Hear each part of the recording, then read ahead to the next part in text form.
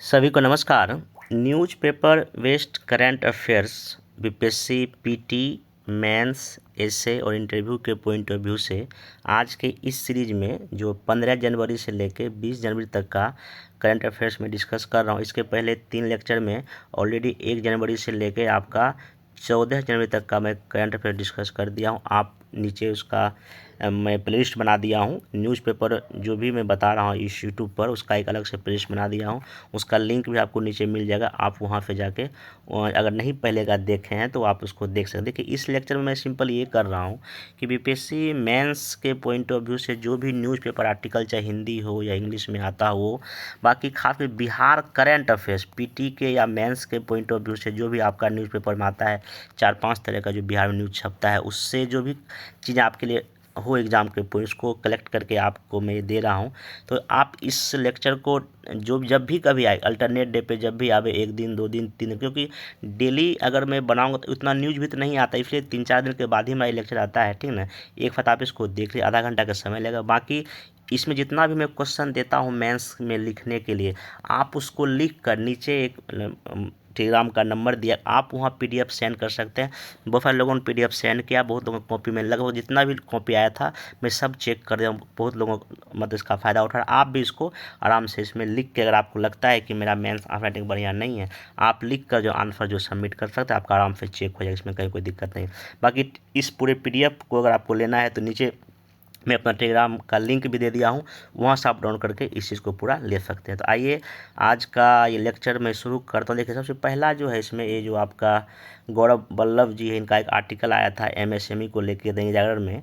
तो ये जो है ना इसमें काफ़ी अच्छा ये चीज़ लिखे हैं। तो कुछ मैं आपको इसमें इनका जो इस पूरे आर्टिकल में जो आपके एग्जाम के पॉइंट ऑफ व्यू से वो पॉइंट मैं यहाँ पे लिख दिया हूँ, यहाँ पे जो उसमें उन्होंने लिखा है। फिर भी मैं अब दिखा देता हूँ जो इन्होंने मेनली बात यहाँ कहा है, आपको पहले पता ही होगा। देखिए इसने कहा है कि जो आपका जो एमएसएमई है वो लगभग अभी इस समय देश में लगभग 3.64 करोड़ ऐसे छोटे छोटे स्मॉल इंडस्ट्री है। लगभग 10 करोड़ से अधिक लोगों को इससे क्या मिला हुआ, रोजगार मिला हुआ है। दूसरा बात, जीडीपी में लगभग 30% से ज़्यादा इनका योगदान है, ठीक ना, ये बात है। तो ये इन्होंने दिखाया है पहले इस पैराग्राफ में, इस आर्टिकल के इन्होंने ये बताया है कि एमएसएमई का क्या रोल है हमारे देश के इकोनॉमी में। फर्स्ट बात तो ये हो गया, ठीक ना। उसके बाद उन्होंने आगे लिखा है कि आखिर एमएसएमई में कौन कौन सी चुनौतियां हैं, जैसे कि उनको वित्त की पहुंच नहीं है, ठीक ना, या डिजिटल जो भी भारत सरकार कर रही है उसका वो फ़ायदा बहुत नहीं उठा पा रहे हैं, बाज़ार तक इनकी पहुंच नहीं है, जो जीएसटी को लेके भी बहुत सारा प्रॉब्लम है, छोटे जो स्मॉल इंडस्ट्री जो जो इंटरप्राइज है उनको बहुत अच्छा टेक्नोलॉजी नहीं मिल पा रही थी। ये इन्होंने कई सारी चुनौतियों का भी इसमें जिक्र किया है। तो मोटा मोटी समझ के इनके आर्टिकल का मेन यही है कि रोल क्या है एमएसएमई का और इससे के सामने कौन कौन सी बड़ी बड़ी चुनौतियां हैं। तो एक बार क्वेश्चन आपसे 65 में पूछा भी, इसके पहले भी क्वेश्चन पूछ चुका है, शायद 45वीं या 46वीं बीपीएससी में जाके देखिएगा, एमएसएमई से क्वेश्चन पूछ चुका है। तो ये 65 का क्वेश्चन है कि आपका सूक्ष्म लघु एवं उद्यम उपक्रमों की नई परिभाषा क्या। उस समय नई परिभाषा इसकी आई थी, तो क्वेश्चन यहाँ से पूछ लिया। भारत में औद्योगिक वृद्धि गति को तीव्र करने और आत्मनिर्भर भारत अभियान की सफलता को सुनिश्चित करने के लिए इनकी क्या भूमिका का आलोचनात्मक मूल्यांकन करना है। ये लॉन्ग क्वेश्चन था, तो आप इस आंसर को भी लिख सकते हैं। देखिए इसको कैसे, इसका कंटेंट में यहाँ पे इकट्ठा एक बार कर लीजिए मोटा मोटी। देखिए सबसे पहली बात, इसकी परिभाषा आपको जानना चाहिए। जो देखिए माइक्रो का मतलब इसमें सिंपल ये कहा गया है, इन्वेस्टमेंट इन प्लांट या मशीनरी या equipment not more then 1 crore and annual turnover जो नॉट मोर देन कितना होना चाहिए, 5 करोड़। इसको हम कहाँ रखेंगे, माइक्रो में, ठीक है, सूक्ष्म में रखेंगे। स्मॉल मध्यम में आ जाइए, ठीक ना, छोटे वाले में। यहाँ investment in plant and machinery या equipment not more than 10 crore, annual turnover not more than the कितना, 50 करोड़, ये हो गया, ठीक है। दूसरा इसमें मीडियम में आ जाइए, मध्यम में, investment in plant and machinery या equipment not more than 50 crore and annual turnover not more than the 250 crore. ये परिभाषा आप इसको अच्छे से याद रख लीजिए। यहीं से देखिए डायरेक्ट क्वेश्चन मेंस में इसमें मेंस में कुछ ऐसा क्वेश्चन होता है जहां आपको कुछ फैक्ट भी याद रखना पड़ेगा, और इसे अगर आप इकोनॉमिक्स का अगर आंसर लिखने जा रहे हैं मेंस में तो आपको बहुत सारे फैक्ट एंड फिगर की आवश्यकता पड़ेगी। आप उसको जरूर एक बार कहीं ना कहीं बार बार रिवाइज जब करेंगे तो आपको चीज़ें याद हो जाएगी। तो अब अगर क्वेश्चन पूछ देगा कि एमएसएमई क्या है, इसकी भूमिका हमारे देश के इकोनॉमी में क्या है, क्वेश्चन ऑलरेडी बीपीएससी पूछ चुका है। देखिए इसका रोल आप ऐसे करके लिख सकते हैं, इसकी भूमिका हमारे इकोनॉमी में क्या है। अप्रोक्स जैसा कहा बताया लगभग 6.5 करोड़ के आसपास छोटे छोटे ये ऐसे इंटरप्राइजेज हैं, ठीक ना। लगभग 10 नहीं लगभग 12 करोड़ के आसपास लोगों को रोजगार इसमें आप दिखा सकते हैं। जीडीपी 30% बताएं। और सबसे बड़ी बात यह है कि जो छोटे इंडस्ट्री कहाँ है, ग्रामीण क्षेत्रों में है, टियर 2 टियर 3 शहरों में, तो कहीं ना कहीं जो है ना समावेशी विकास को बढ़ावा। क्योंकि देखिए बड़े जो हैवी इंडस्ट्री है आपको किसी स्पेशल एरिया में ही लगा सकते हैं, सब जगह वो संभव नहीं, लेकिन जो स्मॉल इंडस्ट्री एक ऐसा चीज़ है जहाँ पर आप छोटे छोटे जगहों पर इसको क्या कर सकते हैं, लगा सकते हैं। और सबसे बड़ी बात है इसमें सबसे ज़्यादा भागीदारी तो महिलाओं की भी है और SC/ST कम्युनिटी की है। कहीं ना कहीं सामाजिक विकास की दिशा में एक बड़ा ये जो है ना कदम माना जाता है। तो आप ऐसे करके इसकी भूमिका को क्या कर सकते हैं, पॉइंट वाइज दिखा सकते हैं। और देखिए अब जो मेंस का जो आंसर हो रहा है, जब मेंस में जो क्वेश्चन पूछा जा रहा है, इतना शॉर्ट क्वेश्चन लिखना, आपको इतना लॉन्ग क्वेश्चन लिखना है, 3 घंटे में सारे क्वेश्चन को अटेम्प्ट करना एक बड़ी समस्या होगी, चुनौतियाँ होगी। उसके लिए बस आपको एक ही चीज़ करना है कि हर एक जो लॉन्ग आंसर हो, शॉर्ट, उसमें आप मैक्सिमम कोशिश करें ऐसे फ्लो चार्ट में अपने आंसर को लिखें। पिक्टोरियल फॉर्म में जितना आप आंसर लिखेंगे ना तो आप जो है ना क्या होगा, चीज़ें ज़रा दिखाई पड़ेगा और अच्छे मार्क्स ज्ञान पाएंगे। जो मेंस आंसर प्रोग्राम जो चलाया जा रहा है मेरी टीम के द्वारा, उसमें यही कोशिश किया जा रहा है कि कैसे भूमिका लिखा जाए, कैसे बॉडी पार्ट लिखा जाए, कैसे निष्कर्ष लिखा जाए, ताकि चूँकि देखिए शॉर्ट क्वेश्चन के लिए आपको लिखने के लिए मुश्किल से 4 मिनट मिलता है और लॉन्ग के लिए आपको 22 मिनट मिलता है। इसी 4 मिनट शॉर्ट में आपको वो सारी बातें शॉर्ट आंसर का लिखना जो क्वेश्चन का डिमांड है। तो ऐसे आप फ्लो चार्ट जो है ना, लेकिन हाँ ये प्रैक्टिस से होगा, प्रैक्टिस बार बार करेंगे तभी चीज़ होगा। अब यहाँ पे देखिए इसके सामने क्या क्या चुनौतियाँ, देखो चुनौतियों के रूप में क्या हो गया, एक तो वित्तीय संसाधन की पहुंच बहुत ही कम है, ठीक ना। डिजिटल समस्याएं हैं, बाजार तक पहुंच नहीं है, मार्केट और जीएसटी में जो भी है उसका भी रजिस्ट्रेशन के काफ़ी इसमें समस्या है। तो अब ऐसा नहीं कि सरकार बैठी, सरकार भी इसके लिए बहुत कुछ कर रही है। तो सरकार देखिए इसके लिए क्या कर रही है, तो उद्यम पोर्टल में एमएसएमई का रजिस्ट्रेशन के लिए बनाया है, एमएसएमई समाधान एक पोर्टल बनाया है, फिर स्फूर्ति जो है ना एक स्कीम लॉन्च किया था। तो ऐसे सरकार कई तरह के इनिशिएटिव जो है इन मतलब कि एमएसएमई की समस्याओं को ख़त्म करने के लिए लाई है। अब इसमें आप अगर चूँकि सब आंसर जब लिखेंगे तो आपको कुछ ना कुछ आगे की राह दिखानी पड़ेगी। इसमें क्या दिखा सकते हैं, हमको इनका ब्रांड करना पड़ेगा, जो भी ये सामान बेचते हैं जैसे कि बड़े बड़े कंपनी का जो लोगो ऐसा करना पड़ेगा। रेगुलेटरी बॉडी एक मतलब गठन करना पड़ेगा एमएसएमई को आगे बढ़ाने के लिए। लेबर लॉ में कई तरह की समस्या है हमारे देश में, उसमें कहीं ना कहीं हमको रिफॉर्म करना पड़ेगा, तो हम इस क्षेत्र को ना बहुत अधिक आगे बढ़ा सकते हैं। तो इससे एक क्वेश्चन और लिख लीजिए कि वही कि एमएसएमई की क्या न्यू डिफरेंस वो दीजिए, इसका इंडियन इकोनॉमी में क्या इम्पोर्टेंस है, ठीक है, इस क्षेत्र की क्या मेन समस्या चुनौतियां हैं और सरकार क्या कदम उठा रही। आप इसको अगर लिख लेंगे तो इससे अगर रिलेटेड कोई भी क्वेश्चन अगर मेंस एग्जाम में आएगा तो आप उसको आराम से लिख लेंगे। ये आपका कौन सा क्वेश्चन है, लॉन्ग क्वेश्चन है, इसका ध्यान रखें। देखिए कैसे इसका फ्रेमिंग करेंगे, देखिए मोटा मोटी जैसे कि अगर आपको भूमिका इसका लिखना हो तो आप सिंपल ऐसे कर सकते हैं कि इंडियन इकोनॉमी में एमएसएमई कहीं ना कहीं इकोनॉमिक ग्रोथ या इंक्लूसिव विकास का इंजन माना जाता है, ठीक ना। बाकी एमएसएमई एक्ट में जो भी चेंज हुआ है आप ऐसे करके नई क्या लिख देंगे, परिभाषा ऐसे करके फ्लो चार्ट में आप लिख दीजिए। फिर देन आपका जो है ना इसका क्या इम्पोर्टेंस है, ऐसे करके आप एक क्या बना दीजिए, बॉक्स बना दीजिए, फ्लो चार्ट बना दीजिए। बाकी इसके इम्पोर्टेंस को कितना कितना कैसे कैसे एक्सपोर्ट निर्यात है, ऐसे करके आपको ना मतलब कि फ्लो चार्ट में आंसर लिखना है। बहुत लंबे लंबे पैराग्राफ मत लिखिए, चाहे लॉन्ग हो या शॉर्ट हो, ऐसे बातों को कहने का। और ये प्रैक्टिस से होगा, विदाउट प्रैक्टिस ये सब नहीं होगा, ठीक ना। बाकी आप ऐसे करके पॉइंट वाइज लिखिए कि कहीं ना कहीं जो प्राइमरी सेक्टर में जो भी कच्चा माल उत्पादित होता है उसका खपत कहीं ना कहीं इस इंडस्ट्री में हो जाता है। बाकी आपको बता दिया सोशल इंक्लूजन में, क्योंकि मैक्सिमम जो एमएसएमई कमज़ोर वर्ग के लोग चला रहे हैं, महिला एम्पावर इसके जरिए हो रही है, क्योंकि 20% एमएसएमई का फंड महिलाएं कर रही है। तो ये कहीं ना कहीं हमारे देश की इकोनॉमी में इतना बड़ा इसका इंपॉर्टेंस है। कई सारे आप पॉइंट यहाँ निकाल सकते हैं। और सबसे बड़ी बात है कम पूंजी में इस पर अधिक रोजगार हमको मिल सकता है, कम विवादकारी भी है और औद्योगिक शांति इसमें रहती है, और राष्ट्रीय आय के संकेंद्रण को भी कम करते, क्योंकि आपको पता है कि हमारे देश में आर्थिक असमानता वैसे ही बहुत ज़्यादा है।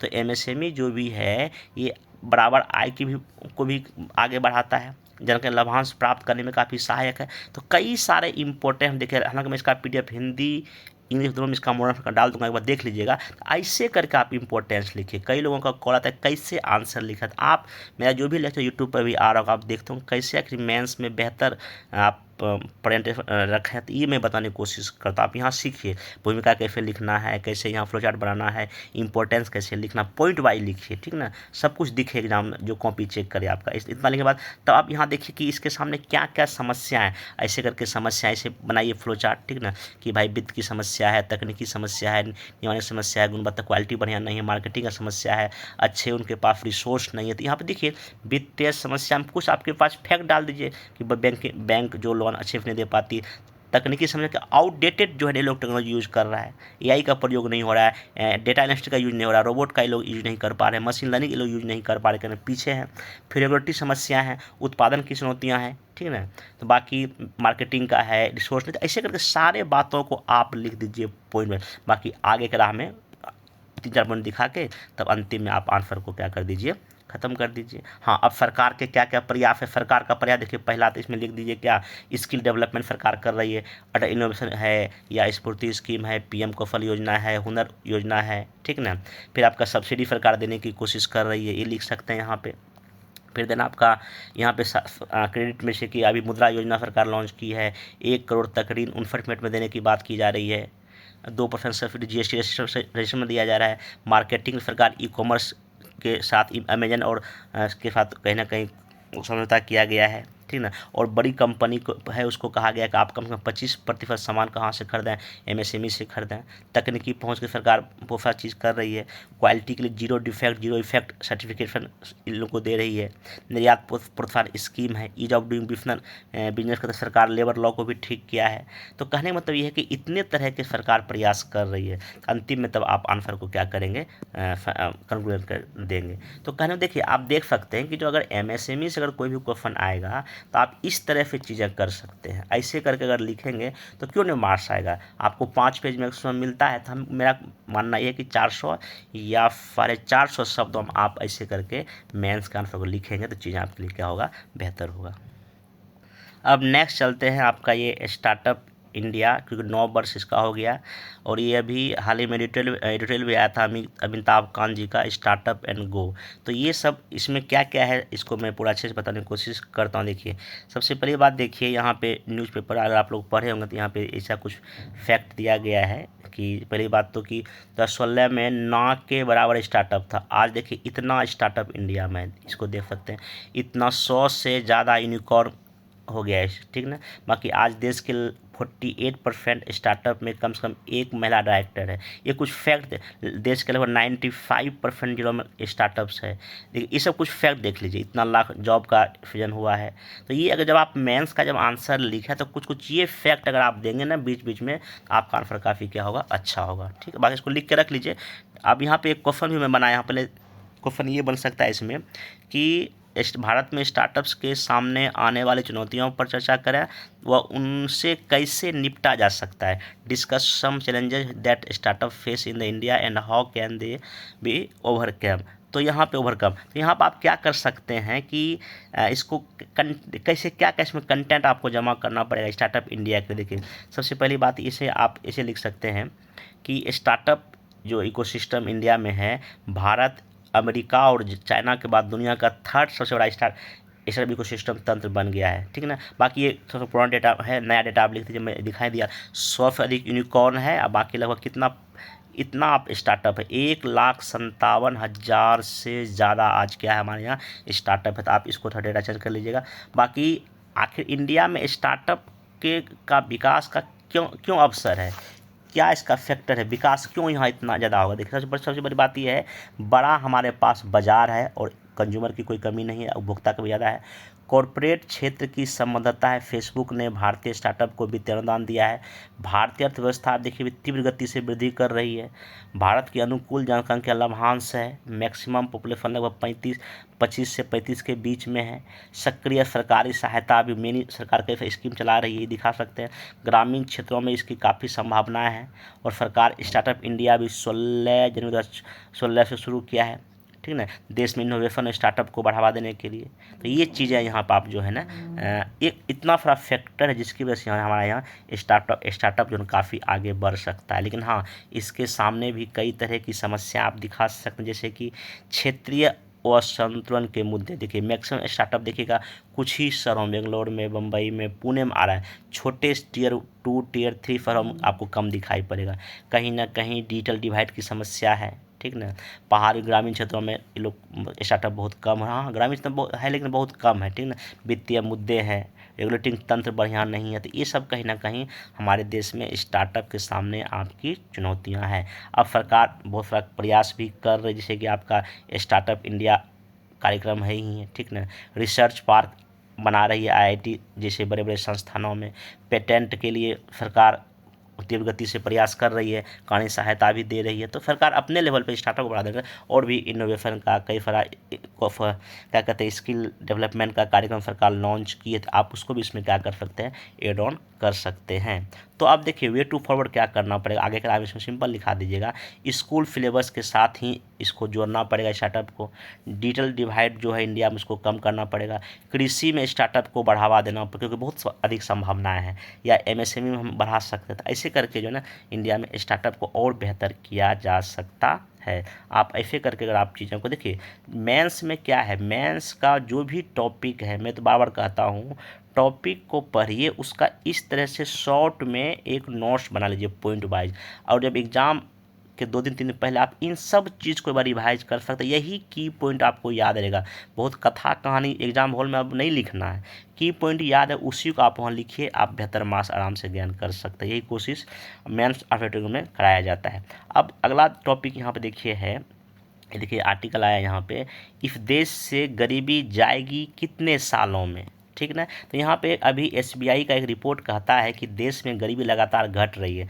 23 से 24 के दौरान गरीबी में लगभग 3% की कमी आई है, ठीक ना, ऐसा उनका कहना है। बाकी देखिए इसमें काफ़ी अच्छे आर्टिकल में दिया गया है, जैसे कि आपको पता है कि गरीबी को मापने के लिए हमारे देश में तेंदुलकर कमेटी, रंगराजन समिति सब पहले बनी थी।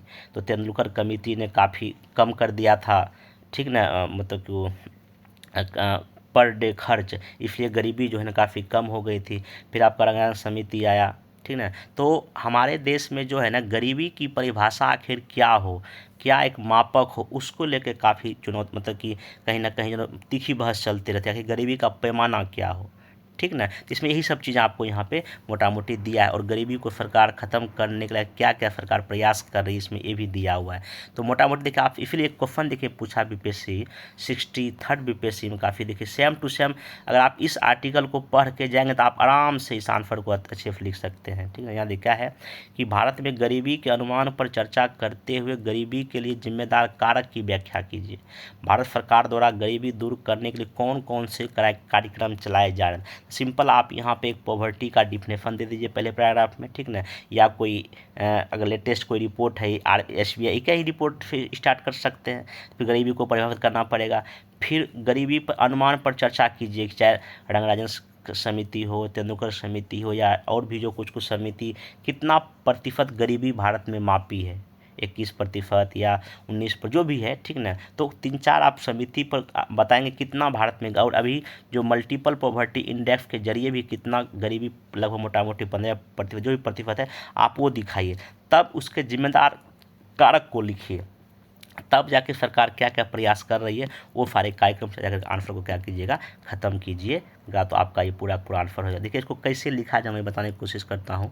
हाँ देखिए इसमें एक बहुत अच्छा लाइन यहाँ पे हमको मिला आदम गोंडवी का, ये आप ऐसे में भी यूज कर सकते हैं। कहता है कि जो उलझ कर रह गई परिभाषाओं के जाल में इस देश से गरीबी जाएगी कितने साल में। अगर क्वेश्चन मान अगर निबंध में ये आ जाए, आज़ादी के 75 वर्षों में हमने क्या नहीं सीखा, ठीक ना। ये कहा जाता है ना कि हम आज़ाद तो हुए थे आधी रात को, बट सवेरा अभी तक नहीं हुआ।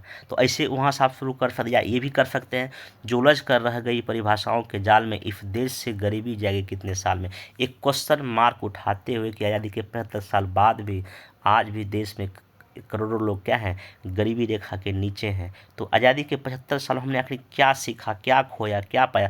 क्वेश्चन मार्क्स उठाते हुए, क्वेश्चन उठाते हुए आप उस एसे को आराम से आगे बढ़ा सकते थे। यही न्यूज़पेपर आर्टिकल का यही एक फ़ायदा है। एक तो आपका जीएस में तो हेल्प वो कर ही रहा है और आपका निबंध में भी कर रहा है। मैं अपने टेलीग्राम चैनल पे या जो न्यूज़पेपर जो ग्रुप बनाया गया है उसमें मैं पर डे न्यूज़पेपर में जो भी अगर निबंध का भी कुछ कोटेशन है तो मैं वो भी डालता हूँ। वो कहीं ना कहीं आपके यूपीएससी बीपीएससी एसए में एग्जाम में पूछता है, तो आप वहाँ पर भी फोकस करेंगे। ठीक, चलिए देखिए गरीबी के लिए एक और क्वेश्चन यहाँ देख सकते हैं कि भारत सरकार द्वारा गरीबी उन्मूलन के लिए कई कार्यक्रम के इम्प्लीमेंटेशन के बावजूद गरीबी अभी भी देश में मौजूद है। गरीबी के क्या कारण है, इस दिशा में सरकार क्या क्या प्रयास कर रही है? तो इसको देखिए लॉन्ग क्वेश्चन में कैसे लिखें। सबसे पहले क्वेश्चन का देखिए मेन थीम है सरकार कई कार्यक्रम चला रही है, तो पहले वो लिखिए, कार्यक्रम लिखिए, फिर भी गरीबी मौजूद है उसका क्या कारण है। तो यहाँ पर आप देखिए ऐसे करके आप आंसर को आगे बढ़ा सकते हैं। मतलब ये सिनॉप्सिस में तैयार करके दे दिया हूँ। आज़ादी के बाद भारत सरकार गरीबी उन कई कार्यक्रम चला रही है, जैसे कि पंचवर्षीय योजना, 12 पंचवर्षीय योजना में कहीं ना गरीबी खत्म करने का टारगेट था ही था। कृषि उद्योग सेवा का विकास कर रही है, ठीक ना। गरीबी उन्मूलन से संबंधित कई कार्यक्रम, चाहे विश्व कार्यक्रम हो, फंजती कार्यक्रम हो, मनरेगा हो, कई सारे कार्यक्रम चला रही है। लेकिन अभी भी देश के आंकड़े बताते हैं, कई आंकड़े, कि भारत में गरीबी है। जैसे आंकड़े दे दीजिए, लेटेस्ट आंकड़े दीजिए, जो आपका एमपीआई का दीजिए, लगभग उसमें अभी लेटेस्ट कर लगभग 15 करोड़ गरीबी है। ये डेटा चेंज कर लीजिएगा, ठीक ना। बाकी एनएसएसओ मानती का अभी भी इंडिया में 21.9% गरीबी है। वर्ल्ड बैंक का कुछ कुछ डेटा दे दीजिए। तो आज़ादी के 75 वर्ष बाद भी गरीबी अभी समाप्त नहीं होने का दिखाइए कारण। देखिए जब भी कभी आप इकोनॉमिक्स का आंसर लिखें तो कुछ कुछ फैक्ट तो आपको देना पड़ेगा अच्छे मार्क्स के लिए, ठीक ना। अब आइए फ्लो, देखिए ऐसे बनाइए फ्लो चार्ट। देखिए आप लिखिए इकोनॉमिक काउज में लिखिए कि आर्थिक नियोजन फिर समस्याएं रही, क्योंकि देखिए आर्थिक नियोजन की सही समस्या ये हुई कि रीजनल असमानताएं हो गई। कुछ राज्य ज़्यादा आगे बढ़ गया, कुछ राज्य पीछे हो गया। बीमारू ईश्वर का कॉन्सेप्ट वहीं तो आया ना, पंचवर्षीय योजना में बीमारू राज्य का कॉन्सेप्ट आया कि बिहार है, उत्तर प्रदेश है, राजस्थान सब पिछड़ा रह गया, ठीक ना। कृषि या संबंधित क्षेत्र का धीमा विकास, सामाजिक क्षेत्र में कम निवेश होना, कृषि क्षेत्र से इंडिया सीधे सर्विस सेक्टर में आ गया, रोजगार क्षमता का अपर्याप्त होना, संगठित क्षेत्र का विस्तार जो होना, ठीक ना, और संगठित क्षेत्र ज़्यादा हमारे देश में है, ठीक ना। भ्रष्टाचार होना या लाभार्थियों की पहचान नहीं होना, ये सब, और भूमि का असमान वितरण से भी कहीं ना कहीं सब आर्थिक कारण गरीबी का आप यहाँ पे दिखा सकते हैं। बाकी कई सारा जो नीति पॉलिसी है वो भी कहीं ना कहीं गरीबी उनमें जो भी कार्यक्रम शुरू किया गया उसका अच्छे जांच नहीं किया गया, ठीक ना। बाकी शॉर्ट टर्म अप्रोच अपनाया गया, लॉन्ग टर्म नहीं अपनाया गया। इम्प्लीमेंटेशन से संबंधित भ्रष्टाचार हो गया, योजना धांधली हो गया। इन सब से वजह से कहीं ना कहीं जो गरीबी अभी भी देश से खत्म। तकनीकी समस्या में क्या लिखिएगा, मफिलीकरण का अभाव बढ़ा, अन्य राजनीतिक अस्थिरता, आपदा, आधारभूत का अभाव, जाति प्रथा, ये सब संयुक्त परिवार, कहीं ना कहीं सब कहना आप गरीबी के कारणों में क्या कर सकते हैं, दिखा सकते हैं। और ये आप जोड़ दिखाइए, बोला ये गरीबी दुष्चक्र देखिए, ठीक ना, ऐसे करके ये बहुत अगर ये आप डायग्राम बनाएंगे ना आपको काफ़ी अच्छा होगा, ठीक ना।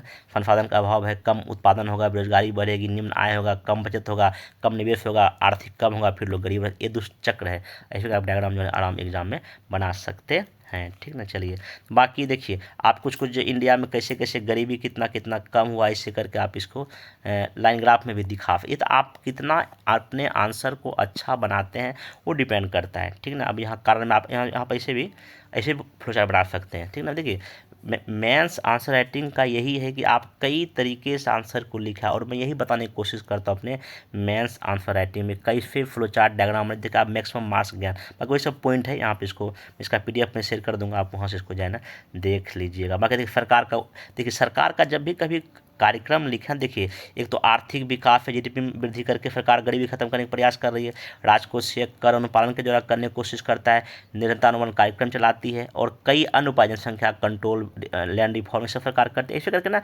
सरकार के प्रयास को भी आप कई डायमेंशन में बांट के लिखेंगे तो आपका आंसर काफ़ी क्या मिलेगा, अच्छा। अब कार्यक्रम का 5-6 कार्यक्रम जैसे कि प्रधानमंत्री गरीब कल्याण योजना है, या प्रधानमंत्री उज्ज्वला योजना है, आयुष्मान भारत है, ये सब राष्ट्र कौशल विकास है, ये सब आप कुछ कुछ कार्यक्रम का ना जिक्र वहाँ पे कर सकते हैं, तो आपका आंसर जो काफ़ी इसमें अच्छा हो जाएगा। अब देखिए नेक्स्ट टॉपिक आपका फूड सिक्योरिटी। क्वेश्चन 64 में पूछा कि भारत में खाद्य सुरक्षा की आवश्यकता का आलोचनात्मक आप एग्जामाइन कीजिए, ठीक है। ये 64 का क्वेश्चन आप देखिए, इसमें सिंपल आपको ये करना था कि हमारे देश में खाद्य सुरक्षा की क्यों नीड है, क्यों आवश्यकता है। तो आप इसमें कुछ कुछ आप रिपोर्ट के जरिए दिखाने की कोशिश करेंगे, ठीक ना। जैसे कि अभी एक रिपोर्ट देखिए लेटेस्ट है कि विश्व खाद्य सुरक्षा एवं पोषण की स्थिति रपट 23 में कहा गया है भारत में पोषण की स्थिति चुनौतीपूर्ण है। अभी भी 20 से 22 के बीच में लगभग 7.4 करोड़ लोग अल्प पोषण के शिकार थे। दूसरा, तो क्यों आवश्यकता है, देखिए इसमें क्या क्या 5-6 पॉइंट आप ये लिख सकते हैं। तो पहला बात तो इतना करोड़ लोग अभी भी अल्प पोषण के शिकार हैं।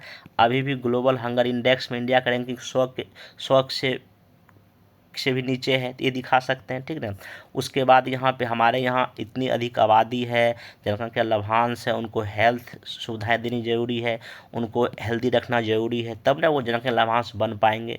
महिलाओं में कई फर्क खून की कमी है, जो यंग गर्ल्स है उसमें भी खून की कमी, तो ये सब वजह से कहीं ना कहीं हमको जो है ना खाद्य सुरक्षा काफ़ी आवश्यक है। आप यहाँ पर थोड़ा सा खाद्य सुरक्षा के 3 एलिमेंट लिखा दीजिए। सही समय पे पहुँच हो, कम कीमत पे अनाज मिले, खाद्य सुरक्षा के 3 जो एलिमेंट लिख दीजिए। तो आवश्यकता लिखिए, तब हमारे सरकार कई सारे प्रयास जो पीडीएस सिस्टम लागू की है सरकार, जो कि राशन भी से मिलता है। इसमें इस आर्टिकल में सब सारा बातें लिखा गया है। तो ऐसे करके आप इस आंसर को जो है ना आराम से जो है ना लिख सकते हैं। तो जब भी कभी फूड सिक्योरिटी का आंसर लिखें तो कुछ भूमिका कुछ ऐसा तैयार कर सकते हैं कि भारतीय संविधान के अनुच्छेद 47 में केंद्र और राज्य सरकार को देश के नागरिकों का पोषाहार स्तर बढ़ाने हेतु प्रयास का दिशा निर्देश है। इस दिशा में आज़ादी के बाद कई प्रयास भी हुए, परंतु खाद्य सुरक्षा और पोषण से संबंधित कई वैश्विक रिपोर्टों में भारत को दुनिया का सबसे बड़ा खाद्य और सुरक्षा वाला देश घोषित किया गया। जैसे अब कुछ लेटेस्ट 23-24 का लिखिए कि 111 ग्लोबल हंगर इंडेक्स में है, मतलब लेटेस्ट आपका सूचकांक होना चाहिए, ठीक ना। बाकी हमारे यहाँ आपको पता है कि लंबाई के अनुपात में वजन लगभग जो कम है, लगभग कितना 18% बच्चों में है, अल्प पोषण है, ठीक ना। उसके बाद आप जो है ना महिलाओं में जो है ना एनीमिया से पीड़ित, मतलब खून की कमी है। तो ऐसे करके ना आप कुछ डेटा आंकड़ा दिखाइए कि आखिर क्यों भारत में खाद्य सुरक्षा की आवश्यकता है। रिपोर्ट का जिक्र कीजिए अपने आंसर, उसको वीडियो पॉज कर देखिए मैं कौन कौन सा इसमें डेटा लिखा हूँ। डेटा पिछले साल का इसमें लेटेस्ट डेटा आप लिख दीजिएगा, ठीक ना। चलिए, तो या नहीं तो भूमिका देखिए ऐसे भी लिख सकते हैं। यूएनओ के सतत विकास लक्ष्य जो है का मुख्य उद्देश्य जो लक्ष्य है का मुख्य उद्देश्य 2030 तक दुनिया में भूखमरी को अंत करना, खाद्य सुरक्षा और बेहतर पोषण उपलब्ध कराना है। परंतु कई वैश्विक रिपोर्टों में भारत को खाद्य सुरक्षा के दृष्टिकोण से गंभीर देश घोषित किया गया। अब रिपोर्ट का भी जो जनसत्ता में आया भी आर्टिकल, वो रिपोर्ट का जिक्र कर दिया, 5-6 पॉइंट में लिख दीजिए। तब आप यहाँ पे देखिए जो है ना, देखिए खाद्य और सुरक्षा का मतलब यहाँ क्या है, और सुरक्षा की बात कर रहा हूँ मैं, तो इसका अर्थ खाद्य सुरक्षा से एकदम विपरीत है, अर्थात धन या संसाधन के अभाव में पोषण युक्त या पर्याप्त का सेवन ना कर पाना, ठीक ना। तो देखिए, या अगर खाद्य सुरक्षा लिखना जैसे इसके उल्टा लिख दीजिए। तो खाद्य सुरक्षा में देखिए मेन एलिमेंट क्या क्या है, भोजन की उपलब्धता होना, ठीक ना, पहुँच भी होना और वहनीय होना, ठीक ना। तो ये चीज़ है, तो आप इस तरह से लिख सकते हैं। क्योंकि यह क्वेश्चन था यहाँ दूसरा था, ये खाद्य और सुरक्षा से संबंध में क्वेश्चन यहाँ पे कराया था पहले ग्रुप में। यहाँ पे देख सकते हैं कि विश्व में खाद्य सुरक्षा और पोषण अवस्था संबंधी रिपोर्ट के अनुसार भारत सबसे बड़ी खाद्य और सुरक्षा वाला आबादी वाला देश है। खाद्य और सुरक्षा आप क्या समझते हैं, भारत में खाद्य और सुरक्षा कारणों पर प्रकाश डालते हुए इससे निपटने हेतु वैकल्पिक समाधान बताए। तो वही आप, इसलिए मैं ऐसा लिखा हूँ, ठीक ना। बाकी इसको खाद्य सुरक्षा उल्टा कर लीजिएगा अगर आपको ऐसा लिखना। तो ऐसे करके आप रिपोर्ट, फिर आपका यहाँ पे इसकी परिभाषा, ठीक ना, भारत में क्यों आखिर खाद्य और सुरक्षा की इनसिक्योरिटी क्यों है, आर्थिक कारण में दिखाइए, चाहे गरीबी हो, बेरोजगारी की बात हो, धार्मिक कारण, ऐसे करके आप कई सारे पॉइंट वाइज में आप आंसर लिखें अच्छा होगा। सरकार क्या क्या प्रयास कर रही है, ठीक ना। सरकार का भी देखिए मेन प्रयास में देख लीजिए, एक तो आपका जो राष्ट्रीय खाद्य सुरक्षा अधिनियम 2013 लागू है, ये है, ठीक है। मिड डे मील है, पोषण अभियान है, फूड फोर्टिफिकेशन है, मिशन इंद्रधनुष है। तो ये सब सरकार और बिहार सरकार कुछ 1-2 प्रयास आप लिख दीजिए। दीदी रसोई है, कृषि 1, 2, 3, 4 है, जैविक कृषि पर फोकस है, हर घर जल का नल है, हर घर शौचालय, ये सब कहीं ना कहीं उसी संबंधित आप यहाँ पे डेटा जो है ना दे सकते हैं। अंतिम में आप जो है ना कुछ उपाय भी यहाँ पे इसको सब वीडियो में पॉज करके देख लीजिए, तो वीडियो लंबा हो जाएगा, मैं एक एक बात बताऊँ। ऐसे देखिए, मैं सिंपल ये दिखाना चाह रहा हूँ कि आप कैसे आंसर को लिख सकते हैं फ्लो चार्ट में, डायग्राम में, पॉइंट वाइज में, कथा कहानी बिना लिख। देखिए इस आंसर में अगर आप देखेंगे तो बहुत ज़्यादा कथा कहानी नहीं लिखा हुआ, आप देख सकते हैं यहाँ पे भूमिका, यहाँ देखिए 4 लाइन में लिखा गया, 5 लाइन में, बाकी फिर यहाँ देखिए फ्लो चार्ट बना दिया गया। फिर आप यहाँ देखिए, यहाँ भी आपको फ्लो चार्ट में सब कुछ दिखाई पड़ रहा है। ऐसे करके लिखेंगे तो आपको मैक्सिमम मार्क्स ज्ञान होगा।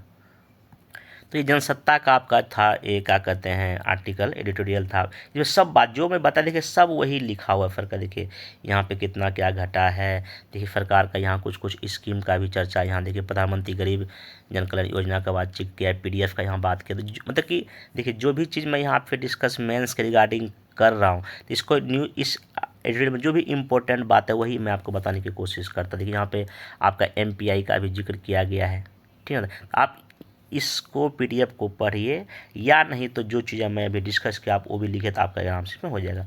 अब आइए PT न्यूज़ में देखिए, पहला आता है भागलपुर में शुरू हुआ बिहार का पहला प्लास्टिक कचरा प्रबंधन संस्थान, बस ये याद रख लीजिएगा।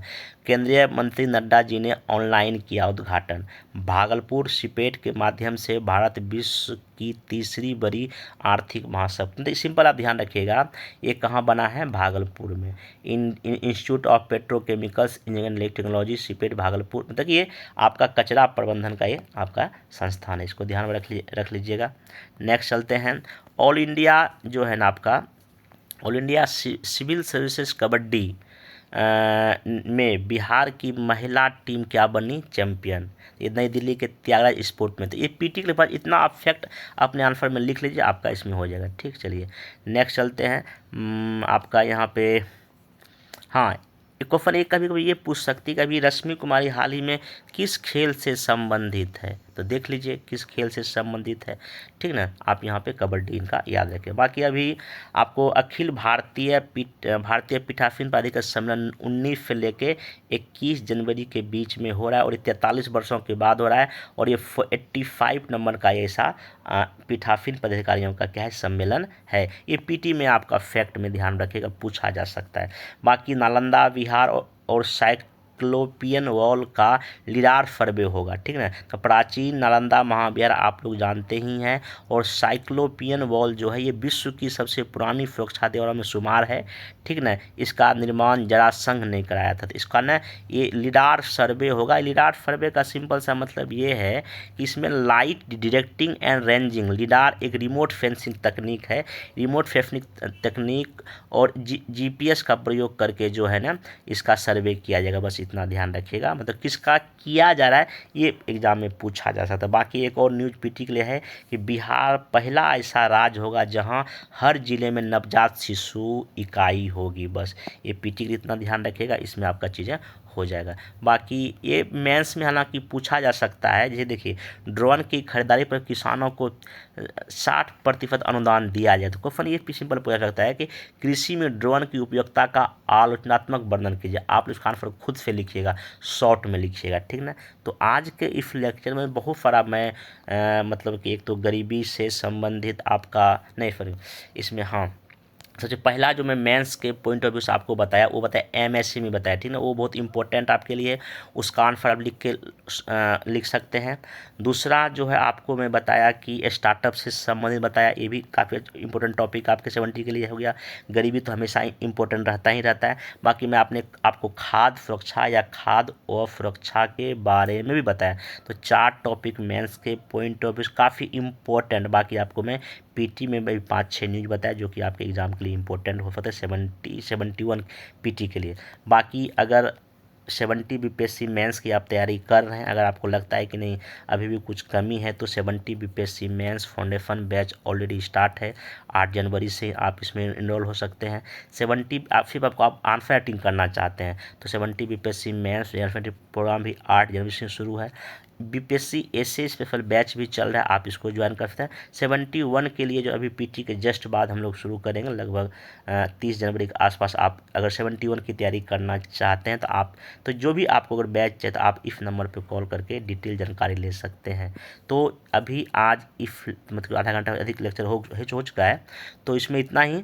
आगे देखिए ये बहुत सारा कॉल मैसेज आता है कि डेली ये वीडियो क्यों नहीं आता है। डेली मैं नहीं बना रहा हूँ क्योंकि दिक्कत इसमें है कि ढेर सारा न्यूज़ भी तो नहीं आता, न्यूज़ इकट्ठा होता है तभी चीज़ें एक साथ कंपाइल करके बता देता हूँ, ठीक ना।